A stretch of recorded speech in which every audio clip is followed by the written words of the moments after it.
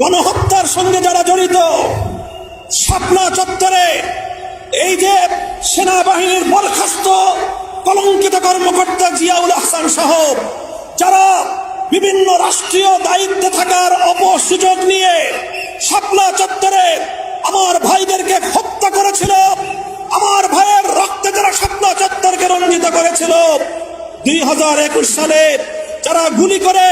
আমাদেরকে হত্যা করে বাংলার মাটির বাংলাদেশের স্বাধীনতার সুবর্ণ জয়ন্তীকে যারা কলঙ্কিত করেছিল, এরপরে চলমান বৈষম্য বিরোধী ছাত্র আন্দোলনে গুলি চালিয়ে যারা প্রায় 5 শতাধিক বাংলার আবাল বৃদ্ধ বনিতা শিশু নারী পুরুষকে হত্যা করে বাংলাদেশকে আজকে একটি মৃত্যুপুরীতে পরিণত করেছে, এই সকল হত্যাকাণ্ডগুলোর সঙ্গে যারা জড়িত,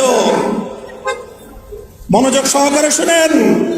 এই সকল হত্যাকাণ্ডগুলোর সঙ্গে যারা জড়িত, সে প্রশাসনিক কর্মকর্তা হোক অথবা যেই হোক, তারা কেউ যেন বাংলাদেশ থেকে পালিয়ে যেতে না পারে। টেকনাফ থেকে তেতুলিয়া পর্যন্ত গোটা বাংলাদেশের সীমান্তে প্রয়োজনে ছাত্র জনতা তোমরা পাহারাদারি বসাও, চেকপোস্ট বসাও, কোন খুনি যেন পালিয়ে যেতে না পারে। আমি বলতে চাই, এয়ারপোর্ট থেকে বিমানবন্দর থেকে ইমিগ্রেশন কর্তৃপক্ষকে বলতে চাই, যেভাবে আপনারা ইতিমধ্যে কয়েকজন পলায়নপর দুর্বৃত্তকে আটক করে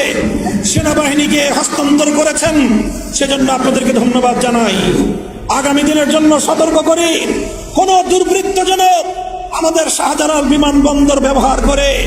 ওখান থেকে পালিয়ে গিয়ে সে যেন এই খুনের বিচারকে বাধাগ্রস্ত করতে না পারে, সে ব্যাপারে আগামী দিনে আপনারা সোচ্চার থাকবেন ইনশাআল্লাহ।